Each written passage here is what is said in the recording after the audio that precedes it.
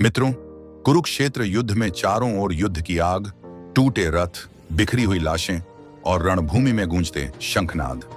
तेज आंधी और धूल के बीच सेना लड़ रही थी।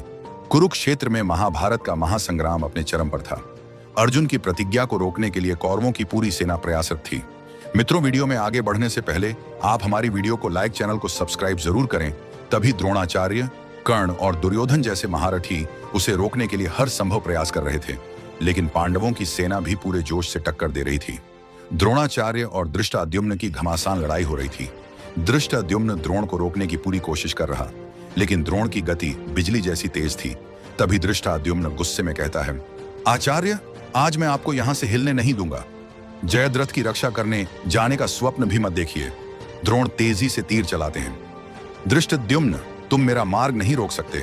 तुम मेरे शिष्य की रक्षा कर रहे हो, पर क्या तुम खुद की रक्षा कर पाओगे? तभी अचानक सात्विकी का तीर आकर द्रोण के तीर को काट देता है। द्रोण का ध्यान सात्विकी की ओर चला जाता है और इस बीच पांचाल सेना धृष्टद्युम्न को वहां से हटा लेती है। इधर शिविर में युधिष्ठिर चिंता में व्याकुल होकर अपने सेना नायकों से बात कर रहे थे।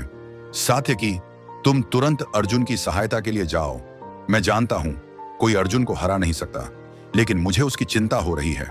सात्विकी सम्मान से झुकते हुए कहता है, महाराज, अर्जुन की चिंता मत कीजिए। वह अजेय है, लेकिन आपकी रक्षा का भार मुझ पर है। जब तक मैं जीवित हूं, कोई आपको नहीं छू सकता। फिर युधिष्ठिर के बार बार आग्रह करने पर सात्विकी युद्ध भूमि की ओर बढ़ता है। उसी समय द्रोणाचार्य पांडव सेना पर जोरदार हमला कर देते हैं। युधिष्ठिर तुरंत भीम को बुलाते हैं और कहते हैं, भीम, तुम भी अर्जुन के पास जाओ और देखो कि वह कुशल से है या नहीं। भीम जोश में जी भ्राता, श्री मैं जा रहा हूं, लेकिन आपकी रक्षा का भार धृष्टद्युम्न पर छोड़ रहा हूं। रणभूमि में चारों ओर धूल का गुबार उठ रहा था। भीम अपनी गदा घुमाते हुए दुश्मनों को कुचलता हुआ अर्जुन की ओर बढ़ रहा था कि तभी उसके सामने कर्ण आ जाता है।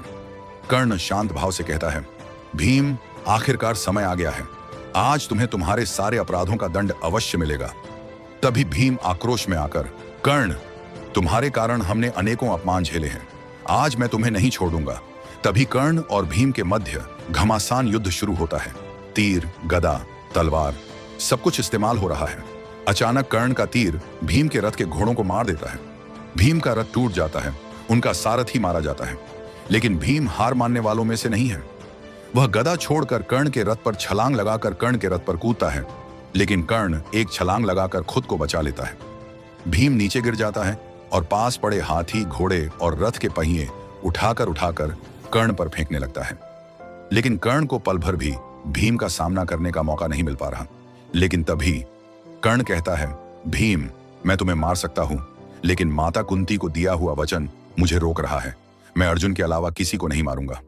भीम गुस्से में गरजते हुए कहता है, तो अर्जुन के हाथों मरने के लिए तैयार रहो कर्ण। दोनों योद्धा फिर आपस में भिड़ जाते हैं। युद्ध की लपटें चारों ओर जल रही थी। इसी बीच श्री कृष्ण के शंख की ध्वनि गूंजती है और अर्जुन के सामने जयद्रथ आ जाता है। अर्जुन क्रोध से तमतमाया हुआ जयद्रथ को अपने लक्ष्य पर लेता है, जबकि दूर से दुर्योधन अपनी सेना लेकर उसकी ओर बढ़ रहा था। लेकिन अचानक भीम का सिंहनाद गूंजता है। अर्जुन और कृष्ण मुस्कुराते हुए समझ जाते हैं, भीम सुरक्षित है। अब यह युद्ध उनकी जीत की ओर बढ़ रहा है। महाभारत के इस युद्ध में हर पल एक नई चुनौती थी, लेकिन पांडवों की प्रतिज्ञा अडिग थी।